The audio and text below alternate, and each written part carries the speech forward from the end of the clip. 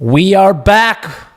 It is Empty Netters Puckline News covering the playoffs, brought to you by BetMGM here on a Friday morning. Hopefully you're getting your Friday going. I tweeted this morning, feels like a fantastic day to day drink. And I thought about doing it right here on the show.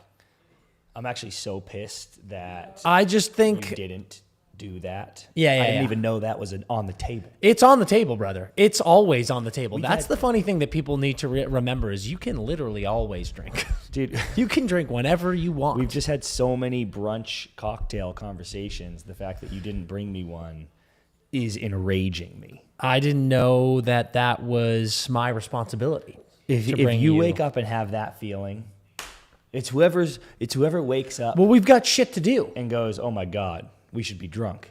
Yeah. Whoever has that thought upon waking up, it is their responsibility to bring the booze. There is a world where I can just do this show and I can drink. I can do this show with a nice buzz on. There's a world where that's possible, and maybe I should have done it. Yeah, maybe. Maybe I should have done it. The Stanley Cup playoffs continue to be absolutely insane. We've got wild action going on, but sometimes you just need a drink. Yeah, most of the time. Sometimes you need a drink. These games are making me want to drink. They're making me want to just harm myself with an obscene amount of beers. Dude, we did a show. We filmed the new video last night that hopefully is coming out today.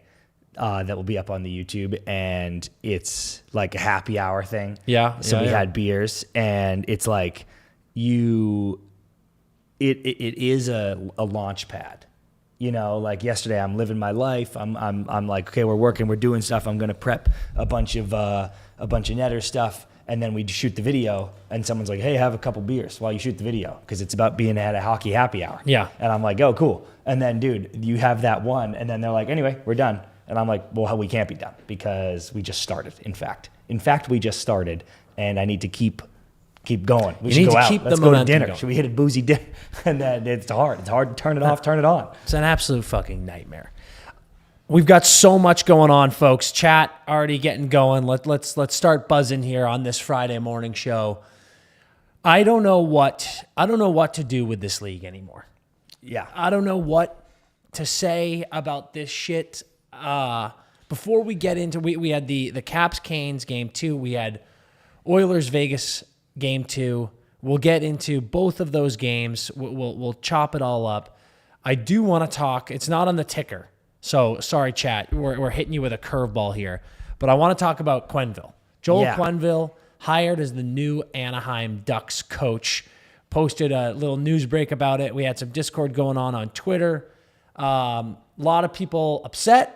A lot of people. It's been an interesting split in Ducks fans. People are like, dude, Ducks straight to the cup. Quenneville has pedigree. He is a Stanley Cup winning coach, but obviously wrapped up in the controversy with the Kyle Beach situation in Chicago, which is why he then stepped away. And now we've got him back, dude. He's back down in Long Beach, coaching the Anaheim Ducks. What do you think about this situation? It's a funny one, dude, because in terms of the scandal, it feels like everything that had to happen happened. And actually, dude, to be completely fair, I'm sure there is a camp out there that is like, no, there's no coming back. You can never coach again, and this is appalling. Yeah. I'm sure that camp exists. And frankly, I'm not even here to argue that. I'm not saying that's my opinion. I'm saying like, okay, like if that's how you feel, I'm genuinely fine with that. Yeah. Because these things are sensitive. But it's like they called Kyle. He went through the process. He's having all the right quotes. All of that stuff is been handled in a way that I would expect it to have been handled before making an announcement like this. The thing that I am actually not rattled about, but just I wonder about. He's 66, and dude, good segue. I feel like and I said this about Lindy Ruff when Buffalo hired Lindy. Can you imagine if he was 67? It would just be Leafs year all over again. Oh my! Like that would just be another God. summer. Get Frank on the phone. If he's gonna be 67 by the start of the season, then it's Leafs year. Yep. He came to Chicago when they hadn't made the playoffs in like 5 years or something. Yeah. And then look what they became, right? He has the ability to take a very exciting team. Mm-hmm. Like, because that's kind of, obviously Chicago had a couple draft picks that changed the fortunes of those franchises, but he took that team and elevated. Yep. This Ducks team, I've said over and over, is very exciting. How fun were they? We have a bunch of Ducks fans that live out here in SoCal. How fun were the Ducks coming down the stretch here where they were out before people wanted to admit it, before Ducks fans wanted to admit it, but they hung around, dude. Like, they were way in the picture for a long time and went on a couple hot stretches. Is it a coach with a track record like Quenneville exciting for a roster like that? Hell yeah, he is. But couldn't there be a young, fresh mind from the college ranks or something that could take a young, fresh team like this? And I don't mean to be an ageist. I'm old. I don't want to be an ageist. I don't want to get fired for a fucking 20-year-old who goes like this. You're a fucking dinosaur. Leave. But I just wish we didn't go back to the well so much in this specific profession. It's the old boys club. That's why I said perfect transition. There's no doubt that Joel Quenneville is a great hockey mind and a great hockey coach.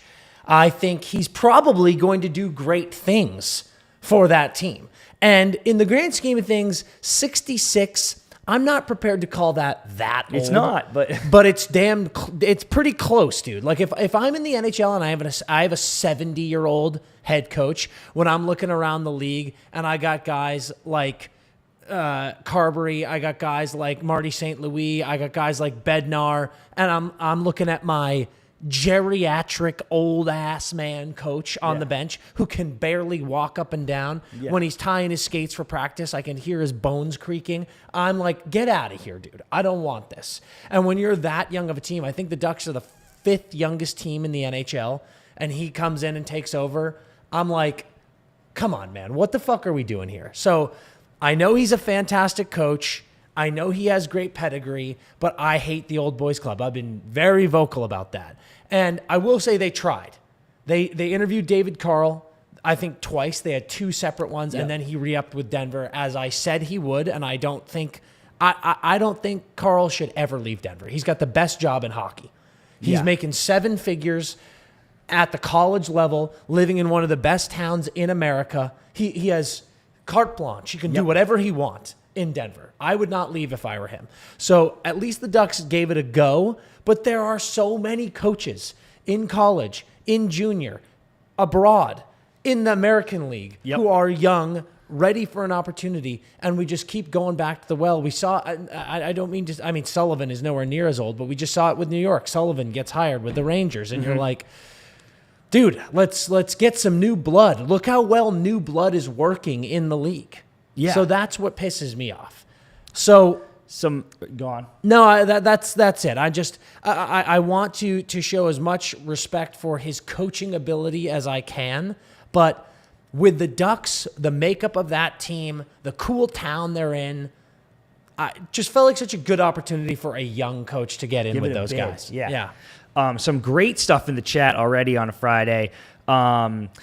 Jordan says 66 is the new 46, so that's so true, and that's great news. We're all going to live to 200. It's hard to argue with that, We're all Jordan. going to live to 200. I can't argue with that. Neil says Q turns 67 in September, so that's before the season starts technically, so the Leafs have won the Cup, officially which is amazing. Leafs year. Willie says Nixon 4, and Willie, not right now, dude.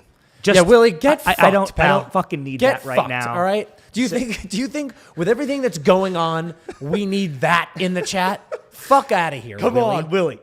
Boldy Glazer says he's taking over for me because I am too old, and that is fucked. But here's the thing, Boldy Glazer, no more fucking kayaks. Then you think this is fun, dude? This is fucking a grind, pal. You're live every day. You're in the studio all day. No more kayaking. No more hiking. I'm sorry. So that's really tough. Let's see. Ty says Maurice is old, but he's Pete Carroll old, which is a tremendous comment. And so that is a tremendous comment. It's so true. So true. And actually, this is a good one, Dan. Tatiana says, I can forgive covering up sexual assault, but I draw the line at being old, which is actually a great chirp. Great chirp. That's a great chirp. But I said at the top, if it wasn't the covering up the sexual assault, it is your age that's going to do it for us. I said at the top, pal, anyone feels see the door. If anyone feels like he should never coach again, I'm not going to fight that position at all. So respect and great chirp. Tangent, but Brett says, are you going to touch on World Championships at all? Because Canada's first line being Fantilli, Crosby, Celebrini at practice has me feeling real good as a Sharks guy. We can't get into World Championships right now, but I will say that is fucking no time. gas. No time. And Flower going there with Crosby too is just such a special thing. World Championships really deliver every now and then. Yeah. Where just like they give you these special little storylines where friendships are formed and rebonded and everything there. So really exciting stuff for both of our sons to be playing with Sid. Yeah. That's amazing. That is true familial shit. And frankly, I think that means Sid needs to come on the show because he's playing with our children. Yeah, I like that, Dan. That feels fair. Tough sentence coming out of my mouth when we're talking about Joel Quenneville and the Ducks, and that was... What did you say? I said he's playing with our children. Oh. I apologize. Sorry, chat. Joel. I apologize. So, yeah, really good stuff. Everybody firing already. And there's going to be some cool shit going on. Like the people are saying Flyers looking for a coach, Islanders GM, Kings GM, a lot of shit going on. Lou Lamoriello staying. Lou will never leave. Lou's here. Lou's impacting the hire. Lou's the advisor to your GM. You got the first pick, dude. Lou goes like this. My contract's not been renewed. I'm out. And they go, great, we're hiring a new GM. And then Islanders get the first pick, and Lou goes, actually, I will stay on as an advisor. I'm gonna stick around. I'm like, dude, no, you can't be here, dude. I am going to give you guys a little bit of, I'm not going to call this breaking news. I'm going to call this me calling my shot. If we got any loyal podcast listeners, I said a while ago, Rick Tocchet will be the coach of the Philadelphia Flyers, and John Tortorella will join the front office. Yep. So bank it. Put a little bookmark in there. And we'll see what happens. Yep. All right, let's move on from EJ just says, here comes the FBI, Dan, and that was my bad. Agree. Sorry about that. Let's move on. We're going to get into these games. Starting off in the East, we got Caps, Canes. I said it was going to be a goalie duel. Yep. We got a goalie duel. We got a goalie duel because, dude, Iceberg is playing great. And I need people to recognize that. The Caps aren't shooting. They don't shoot the puck. They do not shoot the puck. It's very interesting choice. And I think maybe it's a strategy of some kind. It's a mental strategy of some kind. But currently they don't shoot the puck. But I don't want that to ignore or distract from the fact that Iceberg is crisp still. He's a crisp, straight out the crisper head of lettuce. And I can appreciate that. Chop through that iceberg head and it's crunchy. Yeah. Oh, just like that. Really good. So that is how he needs to play, because I can't tell you how many times I've said the Canes lose because they don't have the answering goal in the playoffs. And so far, it ain't on him. Absolutely not. It ain't on him. And just like game one wasn't on LT, he played phenomenally. And Freddie has played phenomenally. And yeah, this series, I don't think we said it was going to be a goalie duel, but I'm not sure why we knew that. I'm not sure why that was so in the ether. There was a lot of goals scored by the Caps against Montreal. There was a decent amount of goals scored by the Canes against the Devils. Yep. And I think if you can look this up, I think the Caps were top 3 in the league, top 5 in the league in goals scored this season. They were second. I looked this up. Second, so they were second in the league in goals scored. So it's a little interesting to see that this is such a goalie duel. But then again, when you think about it, maybe it's not interesting at all because they have the Allfather on D.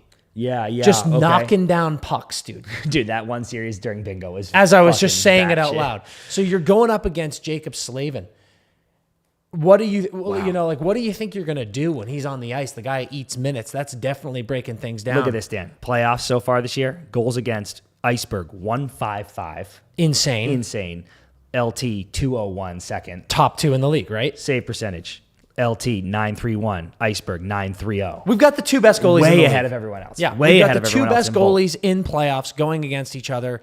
That is why this is a goalie duel. Yep. And it's absolutely insane.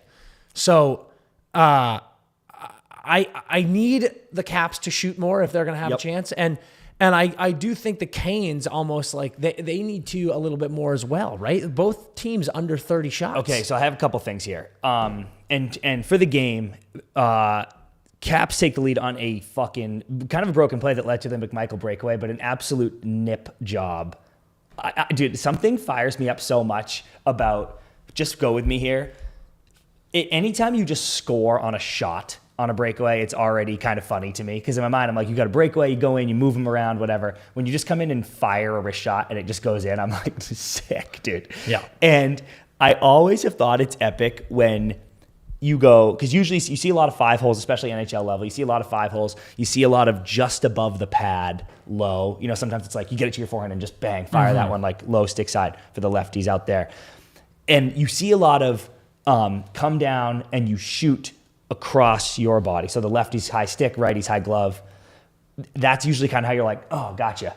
Dude, when a guy comes in on a breakaway and just takes a wrist shot from the slot to his strong side, so like in McMichael's case, like up high glove, I'm always like, dude, that is epic. You just come in and you're like, and fuck you.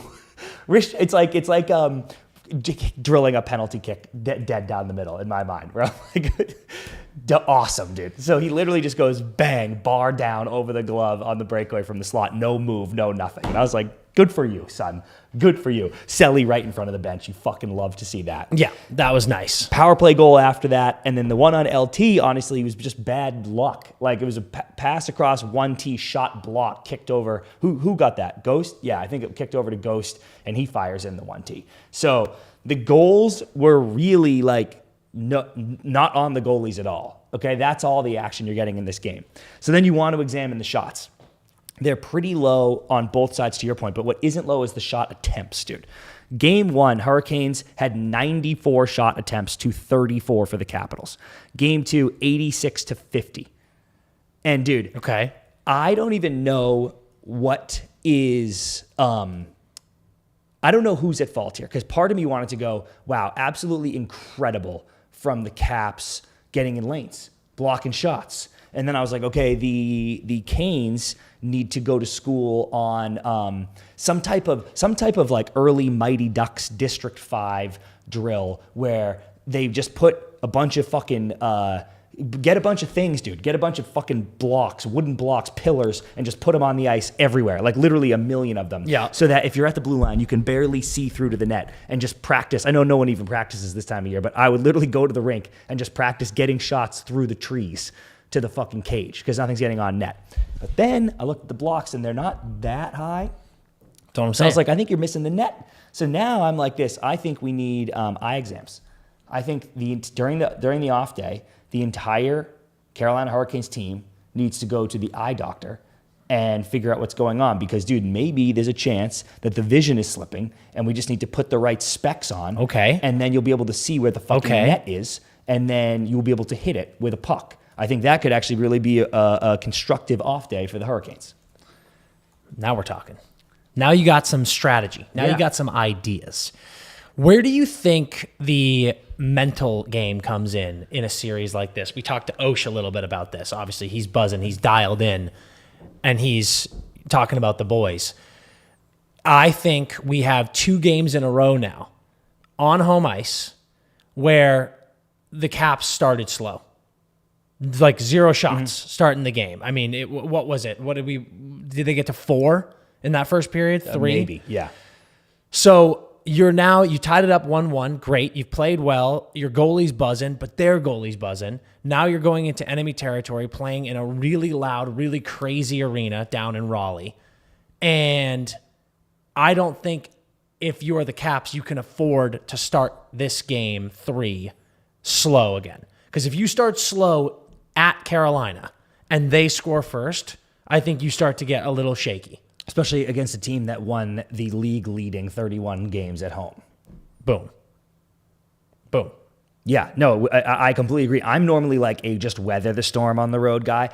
Like if you can get out of the first 10 minutes 0-0 in the first period at Carolina, or the first period would be amazing, you're all good. But Osh had a really cool comment that was like, dude, if you can take the lead, a 1-0, which you know is not going to hold. Well, I guess with these goalies it actually could, but a 1-0 lead against a team like a team as dominant as home as they were, and a team that's been starting as fast as they were, the deflation that you give them when you're like, oh my God, dude, that's our best punch. That's the period we played in front of our home crowd. We're firing, we're flying, and we're down 1-0.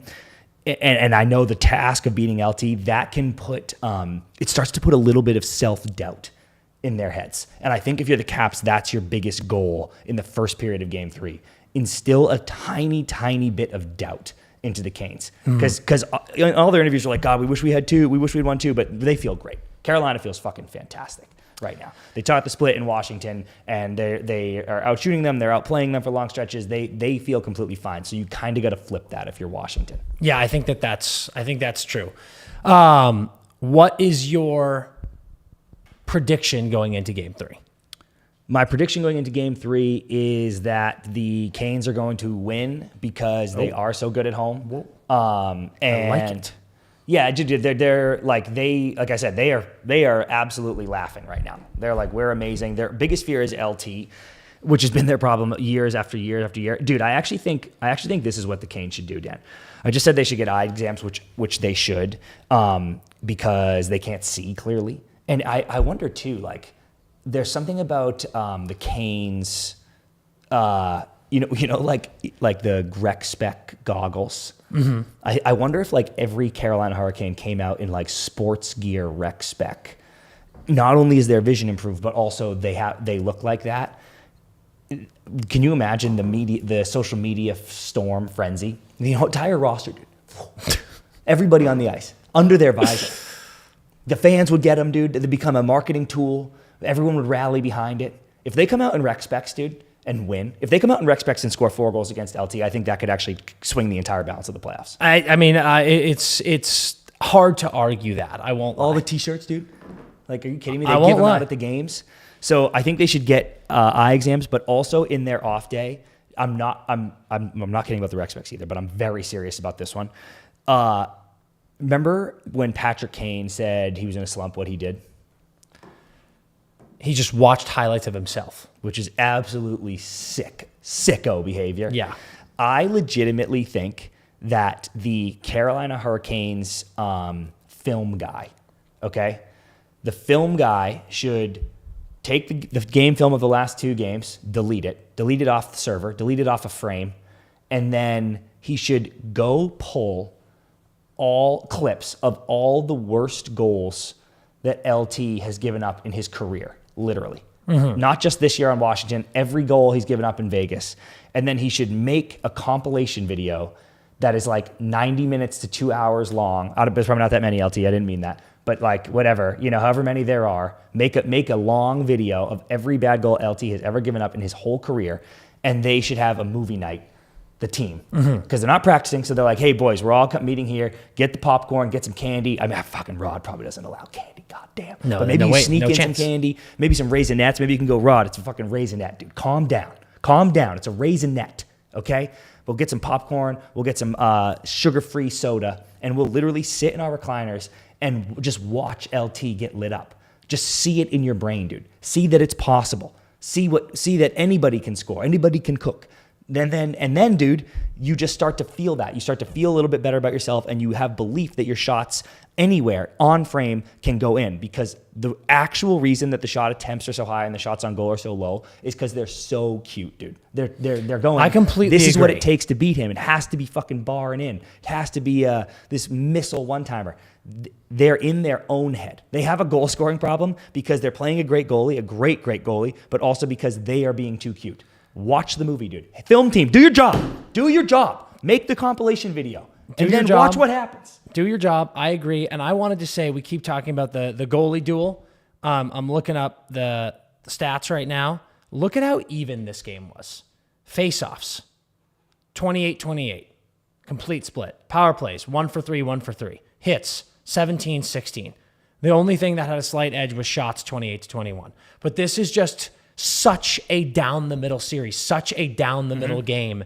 And it's like, I do think that these teams are, I don't want to say feeling each other out, because they're not feeling each other out. But they're almost a little timid of each other, because I think they know that they have dangerous players on both teams, both goal scoring. They have such great D. They have such great goaltending. So they're just trying to play chess, as you said, and like take their opportunities. But it is wild looking at the stat sheets of how similar the teams are, because it's this cat and mouse game almost. And I don't think we really have another series like it. I mean, when we get to the next fucking series from last night, the just pure chaos and mayhem that is going on is insane. But this is a wild one to watch, because I feel like we are watching two grandmasters just go at each other here. And it's cool too. Mandy brought up, this is a great call, that the Caps were the second best team on the road this year. So it's like, I keep saying, we're going back to Carolina where they've been so dominant, but it's like the Caps aren't actually that stressed about that, because they've been just fine. Can someone in the chat find me what these two teams did in the regular season this year? Like, what was their head to head? Because I'd be curious about that too. Somebody said something so fun. Oh, Rod, yeah, Steve. Rod, I was like, dude, Rod won't let them have candy. And so let them have some Zins. Let them go to the vitamin shop. And I agree with that. Maybe that's what the movie situation is. But Jack's on board with this video compilation of LT being leaky. I'm not even kidding, dude. I think that's actually fucking genius, and they should watch that. Okay. Because you just got to get in the right headspace. Another thing I thought was crazy from that game, Dan, is Sebastian Aho cross-checking Tom Wilson in that little scrum. And honestly, it wasn't even that bad. But Tom Wilson has a great assist on the first goal, obviously as the empty netter. Yep. He, in many ways, is the heart and soul of that team. And you don't want him getting going at all. Someone said something cool in the chat that they love him so much. I got to go back and find it. But if I'm a Canes fan, and I just said you're feeling great, my biggest takeaway is the Tom Wilson thing. Because I wanted to bring up, I think that Ovi hasn't really done, I know he's literally not scored or anything, but he hasn't really done much. He had like one shot in game one. I think he actually had 3 shots in game 2. Someone can check that also. But I think Ovi has been reasonably neutralized. Not that I'm saying he's playing bad or anything. He's getting plenty of time. He's in the mixer. But they went away from him for the last 4 or 5 minutes of that game when they were protecting that lead. Literally, like if you go back and check the box score, he didn't play for the last stretch of that game, which is so funny because in the regular season, they're like, every time the other team had the goal, they pulled, they're like, Ovi, get out there, don't change. Like he was taking 6-minute shifts just to get the empty netters and chase down the record. And then in playoffs, when they're protecting the lead, they're like, Ovi, get off the ice right now. And so, like he didn't get much bid there down the stretch. He's not really producing yet, which he will, but he hasn't really done anything yet. Depends on your spin zone, right? If you're the Canes, you go, see, we're neutralizing Ovi. If you're the Caps, you go, just wait till Ovi gets going. So whatever. But you're doing so many good things. Tom Wilson activating is not helpful. It's not helpful for your cause. Dude, it's been all season long. Willie has stepped up in a huge way this season. He had career highs this season. He is a bit of a unicorn in that he is super physical. He gets under your skin. He will lay fucking wood. He had that hit on Martinuk that Martinuk bailed out of. And then he'll also get on the score sheet. It's a frustrating player to deal with and to play against. So it's pretty awesome seeing a guy like that step up in huge ways.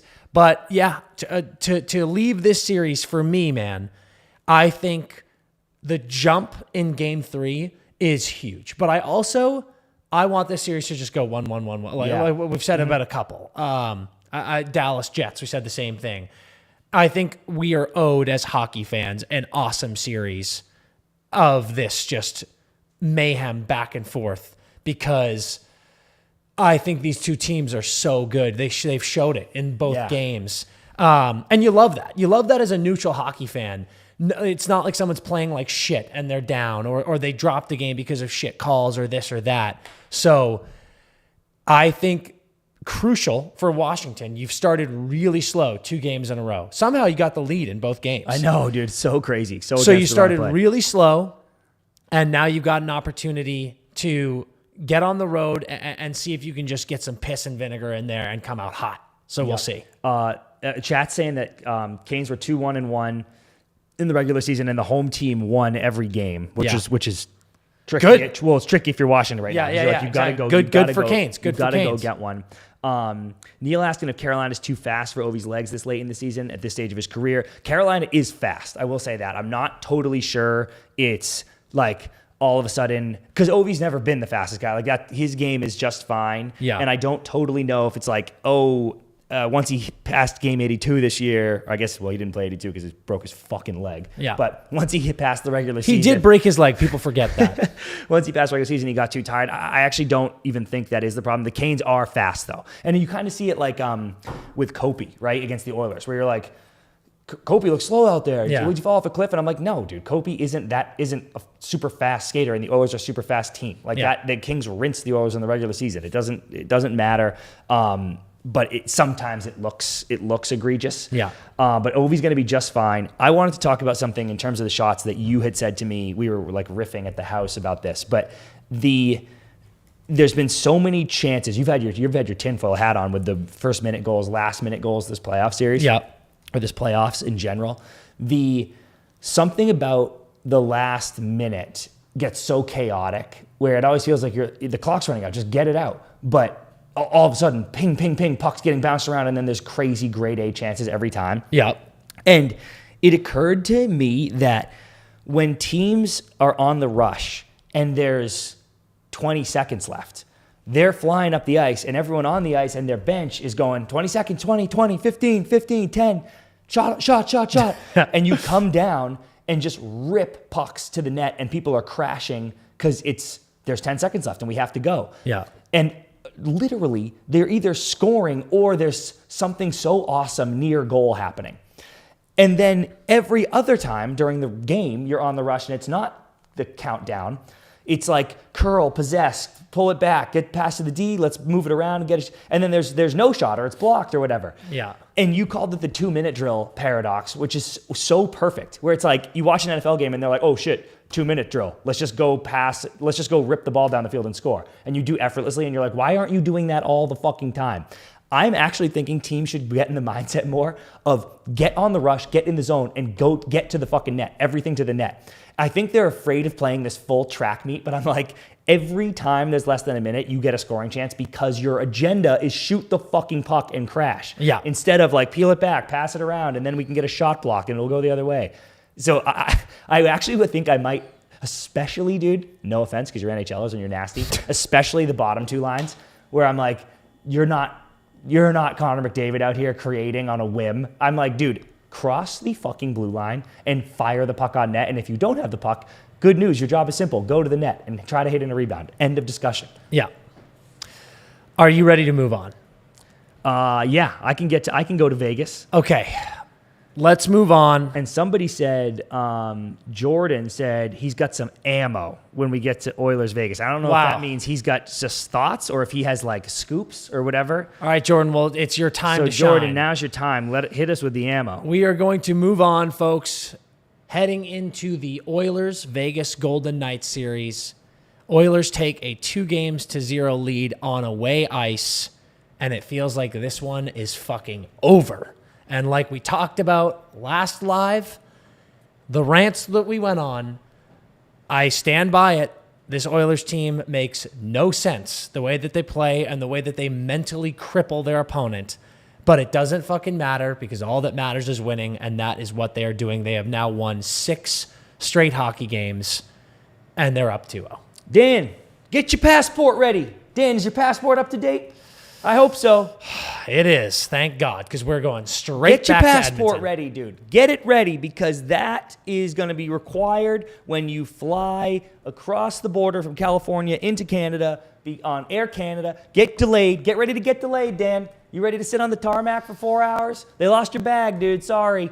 But that's the price you pay. That's the price you pay to go in Edmonton. Yep. And fucking wrap your head around it right now because that's what's happening. Edmonton, going to the Cup, get your passport ready, and that's it, dude. And that's okay, dude. That's the reality of the situation. Yep. It is. I have nothing to say. It is the reality of the situation. It is. No, I'm not fighting it. I'm enjoying the chaos of it, the mayhem of it, and it is. Yeah, it's insane what this team does. It's insane. All of the stats, all of the.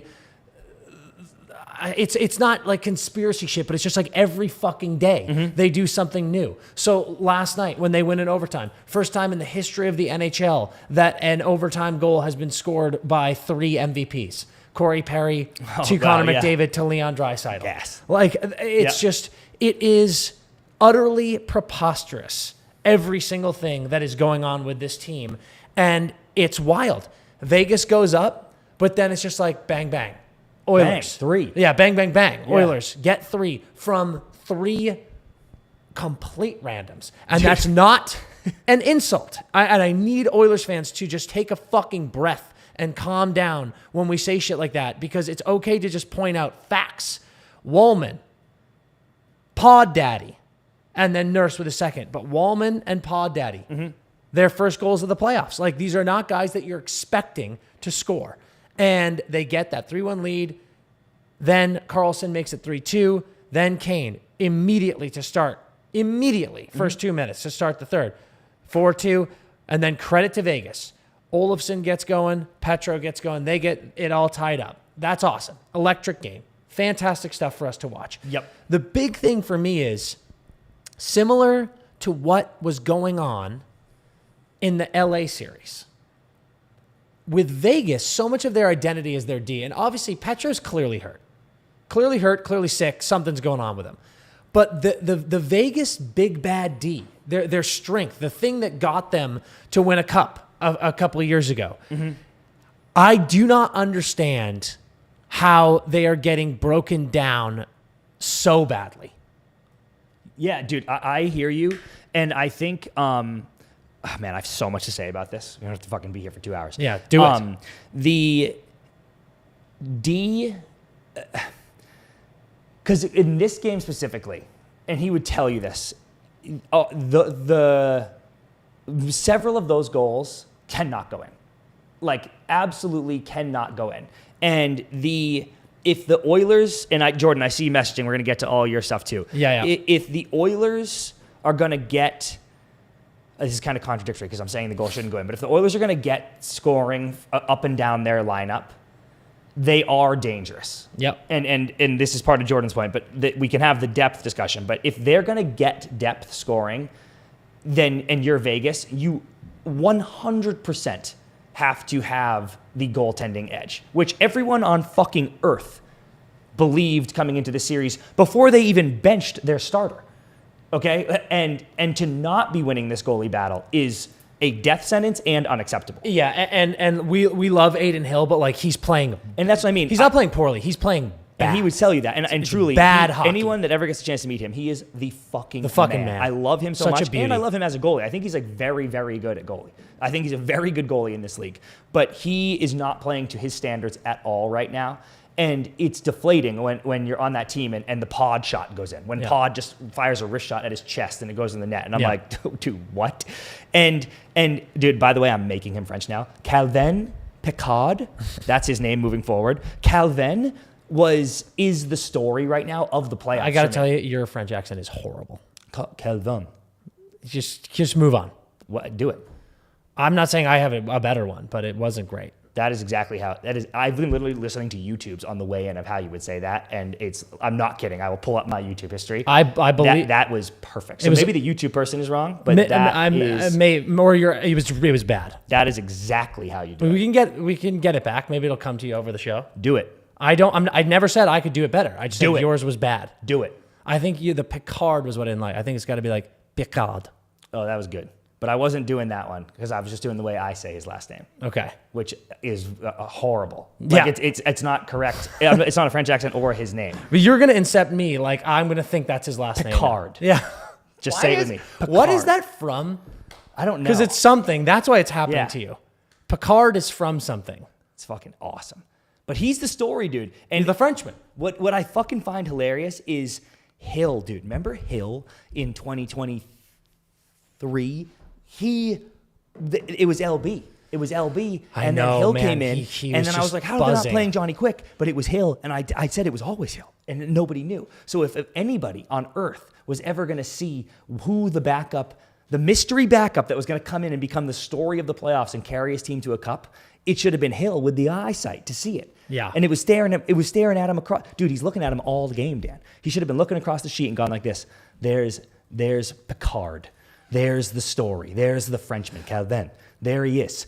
And I'm mad at Hill for not seeing it earlier because that's what's happening. That is the absolute story. So the defense, I think you're right, dude. I think needs to be a little tighter. But right now, at least for this first talking point, the goalie battle is killing you. The goalie battle is killing you. I mean, neither goaltender played well. Both under 900 save percentage. You know, you're letting in 4 goals. It is what it is. But I continue to go back to this. Dude, it's Star Trek. Thank you. Fuck yeah. Captain Picard. Thank you. Jesus Christ. Chat. Hell yeah, well done, chat. chat. Well done, chat. Was it Jordan in the chat talking a lot about the depth? Yeah. We got to answer Jordan. So just getting into the depth. We in the LA series, we did the matchup and we were like, LA's depth is better. I stand by that today. Like so passionately. Mm-hmm. When you look at their regular season numbers, the depth, quote unquote, on this Oilers team didn't do shit all season long. And they are doing it now. And a great stat, we've got Oilers are now outscoring opponents 14-8 this postseason at 5v5 without Leon and Connor. Yeah, and it might be like 15-9. That might have changed because that came up in the second period, right? No, I think that was after the Kane goal. Okay, so then 14-9 then because Petrangelo scored. Yeah. So 14-9 without Connor and Leon. Like, that is why you are winning. That is why you have won 6 straight games. That is why you are winning these cardiac arrest games. That's insane. That people are going, how the fuck is this team winning? And Oilers haters online / not even haters, but just people who aren't fans of the Oilers or neutral fans are saying a lot of things like, the Oilers can't possibly keep this up, right? Like, they have subpar goaltending. They're not playing great hockey for 60 minutes, and they're just winning games. But I'm here to say I think they can. Yeah. And it's been my whole take though this entire week since game 5 against LA is what I'll call it. This team is just inevitable. I don't know what it is that is breaking the other teams down. It's making them play off their game. And I'm not even going to say it's necessarily Connor and Leon. This is where I will give to Jordan's drum banging. I will give the credit to the depth guys. Jack Eichel more or less neutralized Connor all game. And then that's hilarious to say, don't jump down my throat, Oilers fans, because Jack Eichel got fucking dog walked by Connor on that goal. That's our boy, and I will give him the benefit of the doubt. Jack Eichel is flat-footed in transition, and you have Connor from like behind the net with his top-end speed, which is unmatched in the league. Like, no one is doing better than Jack there as a forward. But it's like Connor wasn't killing you all game. Mm-hmm. It's the other shit that's killing you. And that's why I'm like, fuck me, man. I don't know who is going to, it's not even a stop this Oilers team. I don't know who is going to figure out this Oilers team. Because right now they look like they look like a riddle. They look like a puzzle that no one can solve. Dude, okay, agree. And Jordan's one of Jordan's last point. Wouldn't you define depth as guys who can step up when it matters most, not guys who can pot 3 points in game 45? And Jordan, I think I said this in one of them. I think that is the key here. I don't think that's depth players, by the way. I think that's clutch. You're describing clutch players. Yeah, that's a big difference. Last year, the Oilers 294 goals in the league, fourth in the league, only 7 off the top, and this year 259 goals beyond 10th scoring in the league. Yeah, they're the pieces that are on the Oilers roster in the regular season. Because I know Kane came back, whatever, but the pieces that are on the roster offensively were underperforming. I also know McDavid missed time, but if you look at the Oilers team and the pieces they lost, 2 offer sheets that they wanted to keep, and then the pieces they filled in that I was like, oh my God, what a signing. That guy's going to score 40 goals on this team. He's the new Zach Hyman. Yeah. Those things didn't work particularly. So coming into playoffs, you can, I hope everyone can admit, you go, I'm not sure that this new Oilers roster has the secondary scoring they need to make a run that wasn't even good enough last year, but was a game away from being good enough, but wasn't even good enough last year. And Jordan, you are 100% right. Those guys that I, for sure, and many people had doubts about, have completely elevated their game in the playoffs. And maybe it's just bounces. You know, because do I get to go, Pod's been incredible now just because that one that hit Hill in the chest went in? I don't know. But maybe you do get to say that because he fucking scored in a playoff game. He scored in a playoff game that you won in overtime. So absolutely correct. I think the Oilers' depth that I've been dogging has stepped up. I genuinely don't believe in a vacuum the Oilers' depth players are better than some of the depth players on the teams they're playing. But they are playing better than them in these games, which is literally all that matters. Period. It really is, and it's interesting because that 2-goal stretch for Vegas that made it 4-3, 4-4. I thought that was really good hockey. That's Vegas's game, and you could feel those goals coming. That's kind of how they ended up tying it, and you're like, yeah, boom, there you go. Whereas, no disrespect, the Oilers' goals, certainly the 3, just weren't that great. And even Canes, man, it was like that third period started, Vegas was all over Dude, like I couldn't believe they didn't score. Minute 30, ramming it down their fucking throat. And then quickly the other way, puck bounces 5,000 times and somehow sneaks in. Dude, that's why I think the Oilers are going straight to the cup, because every time there's a loose puck, it ricochets off 5 legs, and then it ends up on an Oilers stick, and then they pass it back into the scrum, and it goes through 3 legs right onto someone's tape who's alone in the slot. Every single time. Yes. And call it whatever you want. Call it luck, call it bullshit. They're in the right places. They know where each other are. They want the puck more. Every fucking loose puck squirts to an Oilers stick wide open. Even the ones like, dude, with a minute left, Draisaitl hit Corey Perry. Like, Corey Perry's standing in the goal, and it hits him. That's the only reason that didn't go in. The Oilers could have won that game in regulation because, chaos ensues, and then a loose puck falls on Draisaitl's stick with the fucking net wide open. Dude. Every time. It's actually fascinating. Truly crazy stuff. And let's get into OT. OT starts, same story. Vegas all over the place. They have a few that are just, I think it was either Howden or Hurdle, but someone had a puck right on their stick. Unbelievable block by, I think it was Kulak, just randomly got his stick in the way, blocked the shot. There was so much action. Vegas all over them. And I was watching it and I was like, this is such a classic hockey game where one team is fist fucking you and then you get one transition and score the other way. And it's in OT. If you have momentum like that, you're crushing them. There's pucks all over. Yeah. You fucking have to score. Yeah. Because if you don't, you are dead. Especially the Nick Waugh play happens. Okay, yeah, we got to talk about a couple penalties here. And actually, just to finish, Jordan, great points. Agree with you too, man. And Jean-Luc Picard, he says Conn Smythe, and I agree. He's the story right now. He's 100% the story. If he carries this team to a fucking cup and keeps this goalie play up, it's fucking fascinating. Well, I don't even know if you can get, like, can you give the Conn Smythe to a goalie with less than 900 save percentage? I'm not sure. I don't know either, but he's the story. Yeah, here's the deal. Someone said this. I mean, this is a classic comment. He is making the saves he needs to make. Unfortunately, he is just like making one more save than the other guy every time. So it's like, yeah, you're fucking doing your job, man. Keep getting wins. He's literally undefeated.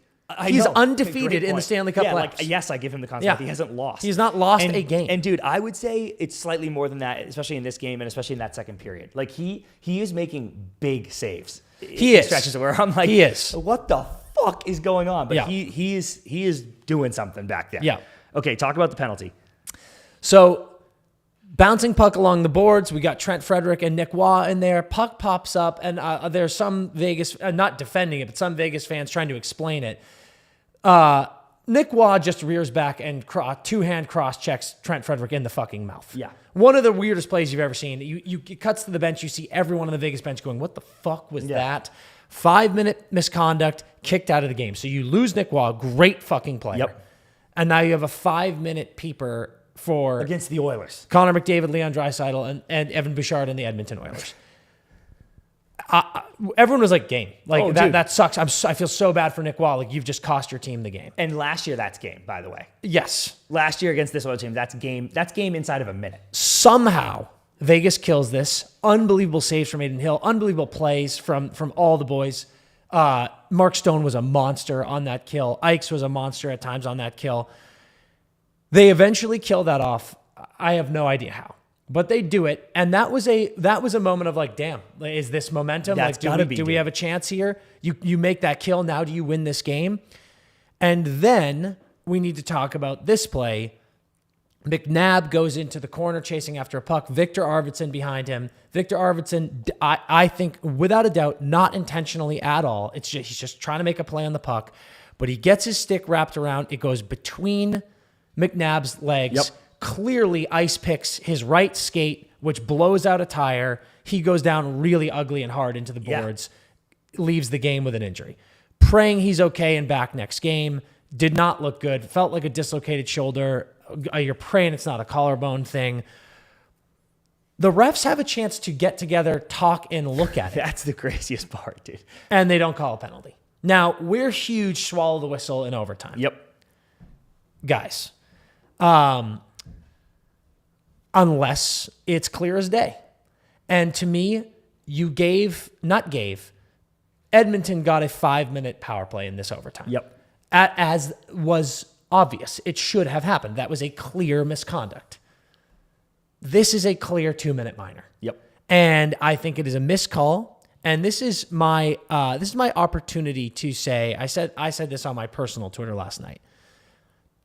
It is okay when you are a fan of a team and you're watching a game and your team gets away with a penalty. One of your players commits a penalty and it doesn't get called. It is okay, guys, to go, damn, we got away with one there. You don't need to always go, well, it's the fucking bullshit that they pull all the time. Yeah. It's fucking karma. Get used to it. Suck my dick. Hope someone gets hurt. Yeah. It just calm down. It's very okay and mature even to just go, yeah, we got away with one there. And here's the facts. Edmonton got away with one there. Yep.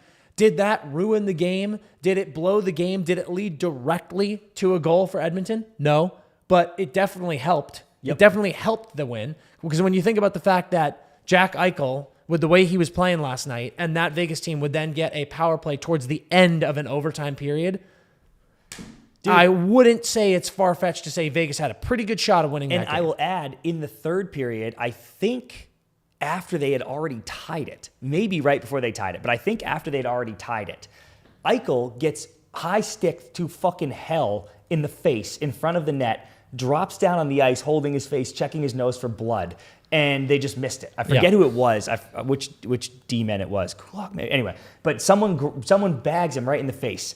And with the power play cooking, if they hadn't tied it yet, you're like, God, I need this power play. And either way, dude, because you want to win. And I don't quite know, at least for that one, I'm not in the business of stopping the game more and slowing down the game more. But with the challenge rise going up, I just think that penalty specifically should be reviewable because it's so cut and dry. Yeah. It's not like was that a rough? I can't really tell. It's literally, did you just smash his face with your stick? Yes. And it's that simple. Like the review would take 12 seconds. He'd go like this. Oh yeah, you absolutely murdered his nose. Yeah. And visor. Thanks. That's 2 minutes. So the fix is in. No, none of that. I'm just saying those are two missed calls, blatant, in my opinion, blatant missed calls that give Vegas a power play at the end of regulation and in overtime that they just don't get. Yeah, as a Vegas fan, that's hard to swallow. Yeah, and I'm glad you brought up the end of regulation one because that one was a clear as day as well to me. And again, Oilers fans, don't freak out. I'm not sitting here being like, this is bullshit. This is, it should have gone the other way. But those are two clear as day missed calls. And yeah, I mean, you look at the freeze frames of the Arvidsson trip. You look at the replay in slow-mo and in real time, and you're just like, man, when it's that clear and it leads to an injury, I do think it's a little nuts to the point where I'm like, what are we doing here? Yeah. How in the world is that not called? Agree, dude. I hate when that happens. I really, really hate when that happens. I want to talk about the Jack OT goal for a second. You've touched on it before, but I don't even have a different take than you. I just want my voice on record too. Yeah. It can be two things. It's a beautiful play by Connor McDavid, and he's a special guy to watch play hockey. Yeah. And move his feet that fast and control the puck. It's so fucking awesome, dude. Oh God, I love it so much. But I am not here at all for the McDavid fans coming out and chirping Eichel because maybe with the exception of Jacob Slavin, anybody standing there flat-footed when Connor McDavid is flying, you have no choice, No. to be very clear, because he's moving so fast and he's about to get a 2-on-1. The only hope you have on earth is literally just kamikazing in either direction. You just have to guess. And it's all it is, by the way. It's a guess. Because if you try to back up, he just skates by you, literally just skates wide by you. Every single time. And I even live, I wanted to go, Jack, guess inside at least. So he has to go outside. Yeah. But he was so far up in the zone that it didn't matter. Even if Connor went outside, he was just going to be in the same position he was in 0.2 seconds. So it's literally a guess. And it looks horrible. But everyone that's like, holy shit, Eichel fucking crossed up by McDavid. I'm like, dude, that is what was going to happen 1 billion times out of a billion to anybody. Yeah. Unless you got really lucky and McDavid happened to go the way you just dove. Yeah. So unbelievably good goal by an unbelievably talented player. I Had know. nothing to do with Jack Eichel's deficiencies as a defenseman. Yeah, a lot of dancing on Eichel's grave, Yeah. which is so frustrating because, again, he played a perfect game against McDavid all game, and then it went to OT, so it's not his fault. He got a full game. Yeah. But there's just nothing you can do in that situation. So let's now kind of wrap this chat up here with, well, actually, you had a fucking unbelievable stat that you wrote down. Did you mention this, the 26 and No, 1? I actually have a bunch more to get into here. Let's Friday, get Statboy CP out here. It's Friday, so we're gonna hang. Vegas, it was Dan, you said it. It was like they were 26-0 in playoffs when leading by 2 goals Yep. at any point. That gets dummied in the game 1, and then. This year, Vegas was 0-26-1 when they were trailing by 2 in the third period during the year, which is fucked because Vegas was the number 1 team in the regular season in third period goal diff. Like they were the best third period team in hockey in the regular season. And obviously, anyone with eyeballs has been watching, the Oilers have been the best third period team in the postseason. So I was like, oh, this is going to be interesting. But it was crazy to me to hear that Vegas was so good in the third all year, but if they're trailing by 2, they are dead. And I was like, man, this is not a good recipe as soon as they went down 4-2 on that Kane goal. Mm-hmm. So to see them bounce back and tie it, I was like, something's changing. This is different. This is they know they need this game. And then to lose when, God, like the power plays chances that didn't come. Eichel, I think I hit the crossbar at the end there with like 2 seconds left. That was fucking wild. Yeah, I think. I couldn't tell. Yeah, no, it did. And there was another one. I think it was an OT. I don't mean to get you off track, but Pietrangelo, bouncing puck, but just made the worst play you will ever see in overtime. There was a puck that was kind of spooned in, bounced off the end wall, and Pietrangelo went up and kind of just tried to like be cheeky, and it just like bounced and went straight through his legs directly to McDavid. Yeah. And McDavid just put it off the outside of the left post. Like, perfect shot. He went far side one time, too. And it just, like, clinged off this outside of the post. And I was just like, if you're Pietrangelo, you're like this, well, fucking got away with that one. Made a lazy play and gave the puck on fucking McDavid's stick in front of the net. Nude in overtime. Crazy. Not good at all. So the... And man, dude, Pietrangelo, this is what's fucking rattling for Vegas is I guarantee McNabb doesn't play because his shoulder's fucked. Yeah, You're probably gonna lose Waugh for a game, which wouldn't shock me. I think that would be a savage 1-game suspension. And I can't tell if I'm being a bitch about that, but that was just such a crazy. It was, but again, again, it wasn't like malicious. It was just dumb. It was, but that's not an excuse. That's fair. But again, it wasn't one of these plays where, you know, the Ekblad elbow to Hagel's face. Yep. That felt calculated. It was like a charge. I think the only explanation for Waugh is it's overtime. If everything's crazy. The puck is right here. Like the puck bounces up and he's like, oh my God. And again, like I said, I don't count that as trying to make a play on the puck because I'm like, why are you cross-checking? Yep. But I do think that would be a savage 1-game sussy. But at the same time, if it happens, I'll be like, yeah, okay, I get it. That was crazy. You cross-checked a guy in the face. Yep. So if you lose him, and it looks like Petrangelo's still dealing with it, Dorofeev, like they need him so badly, and so bad. He didn't play again, dude. And it's like Olofsson scored in that Dorofeev spot on the power play twice. So I'm like, whatever. But it's just that was 35 goals you've lost there, and I'm genuinely not trying to make excuses for this team because the Oilers are earning everything they're getting. But I'm just like, this is a tall task for Vegas if you're going to be missing all these guys, and some of these guys aren't playing the best way they can. Yeah. Some funny stuff in the chat here. Mo said Pietrangelo almost single-handedly lost the game 3 times from behind the net, which is a fact. Yeah, that is a fact. Pietrangelo, you're probably best D-man, like leader on the team, guy you rely on. Obviously, he's dealing with injury stuff. He's dealing with illness stuff now too. Did not have a good game. Yep. And that is another thing that is going to kill you.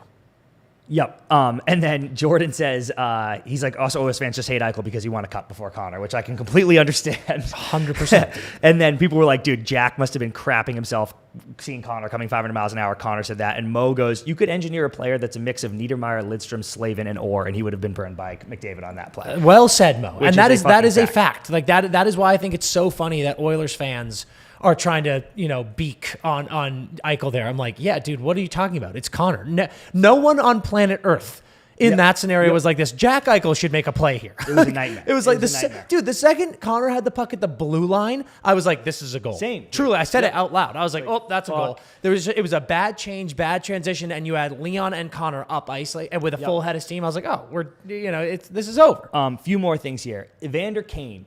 I love how somehow that.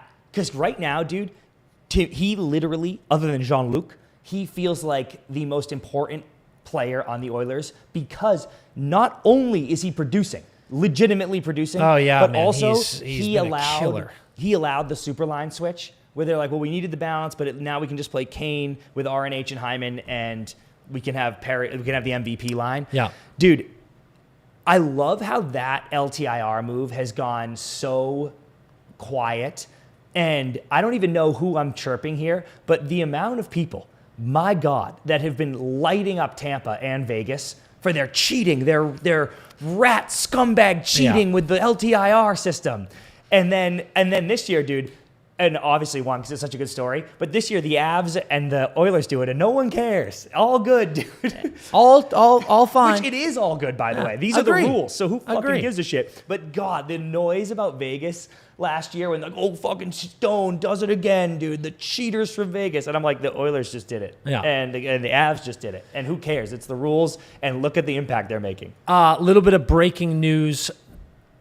Yeah, a little bit of breaking news right now on the chat.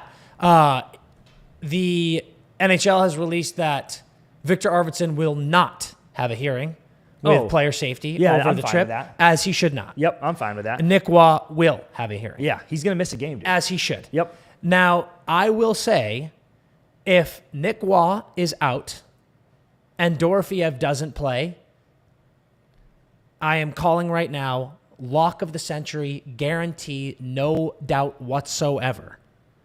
Edmonton wins game 3, and then because of that, they will sweep. Wow. If Waugh is out, Dorofeyev is out. And actually, if McNabb is out, too. Yeah, he's out for sure. Well, you don't know that. You keep running your fucking stupid mouth. I know. Maybe I've seen it. I saw it. Maybe his shoulder's dislocated, and they just pop it right back in, and he's fine. No, dude. He'll never play again. Unbelievable. I'm telling you right now. You need a Hill game if you're going to avoid this. Waugh out, McNabb out, Dorofeyev out. Lock, guarantee, smash at Rogers Place. Yep. Smash your fucking mortgage on the Oilers to win game 3 and then sweep because of it. At what point, Dan, do we start, and you're going to laugh at this, but at what point do we start? I love, so Mo just said if Waugh's out, then Cole Schwint legacy game in Edmonton. Agree, that'd be sick. Schwint just comes in 2 goals. Bang. At what point do we start giving the Kings credit for even winning 2 games? I actually think the Kings are the talk of the town. The Kings get 0 credit ever for the collapse that they played. I actually think it's incredible. The Kings should have swept. I actually can't believe they scored 6 goals against this Oilers team. Well, it wasn't Picard. Yeah, you're right. See what I did there? That's why he is Picard now. Jean-Luc Picard. Jean-Luc. Because that is actually the real story to me, because this Oilers team will never lose again. I saw a cool stat too. This is the Oilers' first 2-0 series lead, any series, since 2017. And I'm like, Connor McDavid has had a 2-0 series lead. what? Dude, they are inevitable. It's like we've got the Leafs on one side and we've got the Oilers on the other side. Yep. It's just, I don't know if we've got juju going on. I don't know if we've got spirits going on, but I'm telling you, like I said last live episode, the Oilers discombobulate their opponents. They make them not play hockey. Dude. Straight up, dude. If you play a tape of that Vegas Golden Knights performance compared to how they played all season long, how they played in round one against a very good Minnesota team, it is a completely different game. They look horrible. That is the crazy thing here is I'm not taking anything away from the Oilers because, like we've said all episode, their depth is coming alive like no one expected. It's remarkable. It's why they're winning. 14-9 without Connor and Leon scoring against opponents. That's remarkable. Dude. Giving them all the credit in the world, but Vegas looks like shit. Well, I would actually argue, Dan, that there are stretches, especially in game 2, long stretches where I'm like, Vegas is ragdolling this team. They just don't score. Yes. And then whoever said That's fair. Whoever said it, you brought it up last ep, the 5-minute thing, 60 minutes versus 5 minutes. Yep. There's a 4-minute stretch in the third period where Hill's leaky as hell and the puck doesn't bounce your way, and the Oilers have 3 goals. And you're like, are we going to lose? And I'm like, yes. Yes. The Oilers haven't had the puck You sure all are. game, and you're going to lose. You now. sure are. And it's so, and this is a perfect segue to my last point about this series and game. If this fortune that the Oilers are that they have earned or whatever, or however you want to say it, but like if the play 10 years, dude, 10 years of suffering that the Oilers are getting right now. Bucci said this too, dude, on the broadcast in one of the intermissions. If the play that the Oilers are getting right now doesn't dry up, I genuinely do not see a way that they don't win the cup because you're going to get stuff eventually in some capacity from your megastars. And if Jean-Luc continues to play this way and the fourth and third lines continue to score, that is the exact recipe. There's no team that can hang with you over a 7-game series if that's what you're doing. Bruce Cassidy is Mr. Change It Up. How many times have we talked to Jack where he's like, it's actually interesting who we play next because Bruce goes, completely different system. This is what we've done all year. We now do this. And I like that. It's very Belichickian of him, whereas maybe DeBoer is more of a like, this is my way and this is how we play type of coach. So and it doesn't mean they win every series, but whatever is happening right now, it's a tricky one. Yeah, I think if you're Vegas, but Bruce specifically, because you go, I think our scheme is working. Like we're playing better than them most of the time. So you want to go, we got to change it up. We're down 0-2, but I'm like, change what up? You're killing them. Yeah. But then you just lose. So I think, dude, remember that Rick and Morty episode where it's Bizarro? They're playing like the Inception bot. So he's like, we got to do whatever whatever. Do the opposite. Do the opposite. Dude, my mission to the Canes was to watch an LT compilation fail video. My mission to Vegas is, dude, when you wake up game day, do everything different. What's your pregame meal? Great. Cook it, throw it out. Eat a donut. Have 2 donuts. Whatever. You take a nap, no more naps. Stay up all night.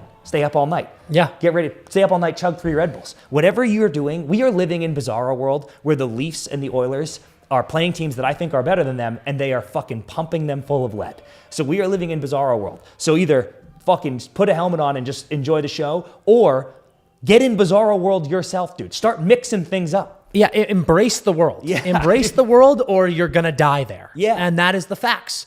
And yeah, man, I look at it as with the exception of game 2 against the Kings, because even game 1, they did it. With the exception of game 2 against the Los Angeles Kings in round 1, no one has refused to let this Oilers team get in their head. And it'll be interesting to see if we ever see a team do that. If we ever see a team come across them and go, you're not getting to me. Yeah. We'll have to pay close attention to see if that ever happens. Because currently, it's happening. Yeah. And it doesn't make sense, but here we are. And it is electric watching what this Oilers team is doing. Dude, Anson goes, if the Leafs win a cup before McDavid, then God is not real. And then Gavin goes, but if Connor lifts a cup in his hometown against the Leafs, then I'm going to seminary school. Yeah, facts. Dude, lot on the line here. on the line. Great action in the chat, dude. Great action. Oh, yeah, dude. Ricardo just said also, if Ekholm comes back in round 3, you're dead. Yeah. Dallas Jets, you're dead. Oh my God. It's a scary thought for me as a Rocket man, which means you are rooting for both Dallas and the Jets because they're both Rocket men teams. It is a scary thought to see the Oilers freight train just chugging along in their direction. Yeah. Connor's points per game in NHL playoff history is currently now at 1.59, putting him third all time behind Wayne and Mario Lemieux. Very cool. Just remarkable. And look at Leon. Leon fifth, dude. Yeah, Leon's fifth at 1.47. Jesus Christ. Yeah, that's fucking awesome. It is remarkable that this team has not won a cup yet based on all of that. But now here we are. You've got Jean-Luc in net just being a beast. Dude, if I genuinely, like I just said, if nothing changes, they're going to win the cup. But I think if you're the Oilers, the only thing you're afraid of is a potential goalie dip and a depth vanishing act. That's it. And dude, like, God, it's so weird because I'm so high on Vegas, but it's like and McDavid said it. He had a great comment after where he's like, this was great effort here in Vegas, but this doesn't mean shit if we're not ready to go, which is true. Because if Vegas comes out and pops too, you're like, oh my God. Yeah. And that's a tough team. They're not going to go away. But I just think there's too much something. There's something in the air with the Oilers. Hey, there is, man. Something. And like I said it, I genuinely, I am feeling the most unexpected Oilers sweep in this series now. Yeah, I dude, really am. Everyone talking about the Miko Revenge Tour. Yeah. And buy a shirt, by the way. Go buy a shirt. Buy a shirt. Sick new merch. Bang. We got Boom. merch Come on. everywhere. Come on. Go get yourself some merch. It was actually the Oilers Revenge Tour all along. And I didn't realize that because I just assumed they were worse. I was like, you didn't even deserve to be in the cup last year, and now you're worse, so it doesn't matter. You don't get a revenge tour. And they said, revenge this, you dumb bitch. You stupid bitch. Bang, revenge tour. You want a Miko revenge tour? It's actually an entire Edmonton revenge tour, and we are going back and taking what is ours. Yeah. Oilers have the magic Kool-Aid. Agree, Jordan. It is how it is. We are going to continue to just marvel in what this team is doing. It has become my favorite series to watch, which is nuts because of the way I've talked about Dallas, Winnipeg. But this has become my favorite series to watch because every game is complete chaos. Yeah. I have no idea what's going on or how it's going on. So it's just a blast. All right, tonight, folks, we've got Toronto, Florida in Florida. See if Florida can clap back or if we're going to get another Canadian team sweeping what looks to be a better team. Yep. Then we've got Dallas, Winnipeg. Dallas is up 1-0. Fucking just great action tonight. I'm going to start drinking immediately.